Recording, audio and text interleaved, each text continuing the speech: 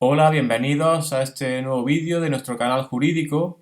Hoy vamos a hablar de un procedimiento bastante habitual que es conocido como el desahucio express, que es el procedimiento mediante el cual un propietario puede desahuciar a un inquilino de un alquiler cuando éste lleva a cabo el impago de la renta.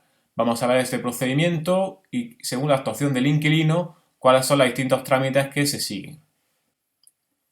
Teniendo en cuenta que estamos en presencia de un contrato de alquiler, tenemos que recordar que en este contrato la obligación principal del propietario es entregar la vivienda o el local objeto del alquiler al inquilino, mientras que la obligación principal del inquilino consiste en el pago de la renta pactada en el contrato. Es decir, aunque en el contrato haya una serie de obligaciones tanto para propietario como para inquilino, aparte de esta entrega de vivienda o aparte de la renta local, estas son la obligación principal. Hacemos referencia a esto porque es muy habitual encontrarnos en nuestro despacho con cuestiones por parte de inquilinos que se niegan a abonar la renta porque, por ejemplo, el propietario no le repara un electrodoméstico que se ha estropeado. Entendemos que esto es un error. El inquilino tiene que abonar la renta porque es su obligación principal, sin perjuicio posteriormente de, en un procedimiento aparte, reclamar al propietario la reposición de, en este caso, el electrodoméstico estropeado o, si lo ha pagado el inquilino, la reposición de ese dinero. Pero el inquilino lo que no puede hacer nunca, y entendemos que es un error porque puede dar lugar a un desahucio, es descontar de la renta esa reparación. Una cosa es el pago de la renta y otra cosa son obligaciones subsidiarias o secundarias del contrato de alquiler.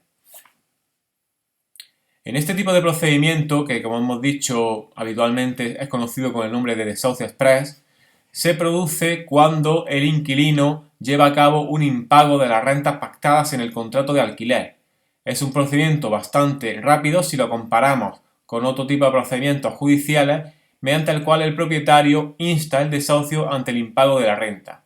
Y ante dicho impago de la renta que el propietario acredita o que el propietario alega en un juicio, el inquilino solamente puede oponerse en este tipo de procedimiento alegando o acreditando el pago de dicha renta. Es decir, aquí el inquilino no podrá alegar otro tipo de cuestiones que no sea que ha pagado la renta y demostrarlo. El procedimiento terminará, en caso de que se dé razón al propietario, con la entrega de la finca al mismo, produciéndose el desahucio, y también con la reclamación de las rentas debidas. Es decir, es un procedimiento en el que se pueden acumular dos acciones al mismo tiempo. Por un lado, pedirle al juez que nos entregue la finca y que resuelva el contrato por impago del inquilino, y en segundo lugar, que el juez condene al inquilino a abonarnos todas las rentas que nos debe desde el momento en que empezó el impago hasta el momento en que efectivamente nos dé la posesión de la vivienda o del local objeto del arrendamiento. El procedimiento judicial de este desahucio express se inicia por medio de una demanda judicial que obligatoriamente tiene que ir firmada por abogado y con procurador.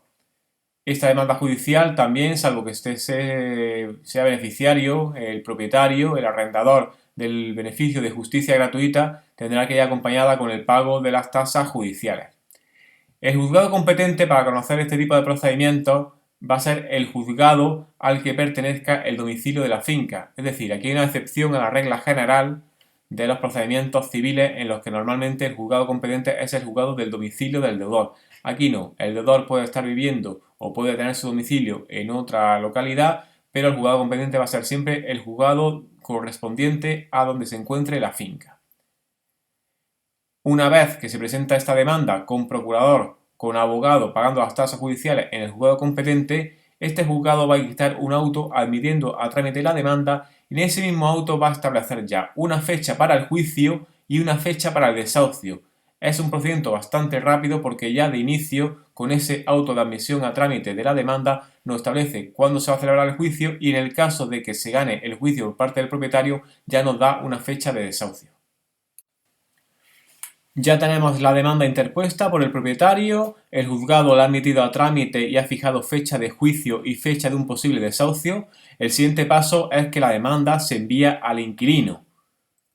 Con esa demanda, el juzgado va a requerir al inquilino para que en el plazo de 10 días proceda al pago, no solamente de las rentas que el propietario le reclama en la demanda, sino también de aquellas rentas que se hayan devengado con posterioridad. En el plazo de esos 10 días, el inquilino tiene tres opciones. En primer lugar, pagar todas las rentas que debe, en cuyo caso se procede al archivo se da el archivo del procedimiento.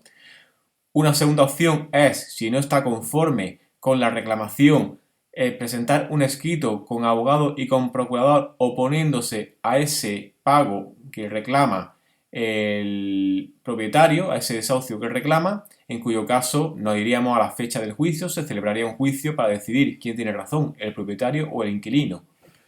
Y en tercer lugar, la otra opción es que se reciba la demanda y en esos 10 días no se haga nada. En ese caso, el juzgado directamente decreta el desahucio. Se entiende que el inquilino está aceptando tácitamente la reclamación del propietario y por lo tanto directamente ni se celebra juicio y se va a la vía de desahucio y condena aparte al inquilino a abonar todas las rentas que adeuda hasta el momento en que se lleve a cabo dicho desahucio o hasta el momento en el que abandone y entregue la posesión de la vivienda o del local al propietario. Por lo tanto, podemos concluir que para evitar un desahucio, un inquilino que reciba una demanda tiene dos opciones. Una primera opción es, si no está conforme con la demanda, con lo que le reclama el propietario, oponerse en el plazo de 10 días que hemos dicho anteriormente, que se celebre un juicio y ganar dicho juicio. Sin embargo, dicha opción es bastante arriesgada porque nos jugamos toda una carta. Hay que estar muy seguro de que en dicho juicio el inquilino tiene que demostrar y va a poder hacerlo ante un juez que no debe cantidad alguna al propietario o que dichas cantidades que reclama el propietario han sido ya abonadas. Una segunda opción es que, a pesar de que efectivamente debamos los alquileres de un arrendamiento, para evitar el desahucio se puede también llevar a cabo el pago de dicha renta debida en un determinado momento. Este pago se conoce como la enervación de la acción de desahucio, es decir, la anulación del desahucio, siempre y cuando el inquilino abone dichas cantidades o bien en los 10 días desde que recibe dicha demanda, o bien produzca el pago de todas las cantidades que adeuda antes de que se lleve a cabo el juicio, se produce la anulación de la acción de desahucio. Se entrega la cantidad al propietario, pero no se lleva a cabo el desahucio. Sin embargo, esta enervación tiene dos excepciones.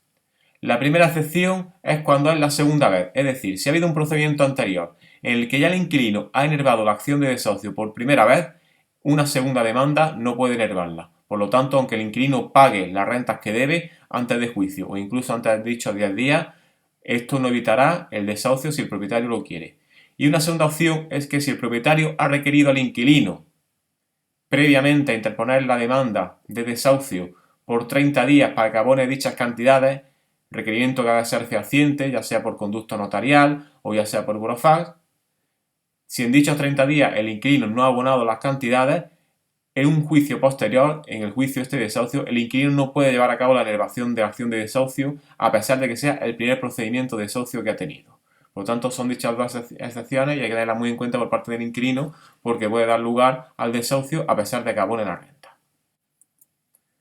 Pues bueno, hemos visto en poco menos de 10 minutos todo el procedimiento de desahucio y las distintas opciones que se nos pueden presentar tanto para el propietario como para el inquilino.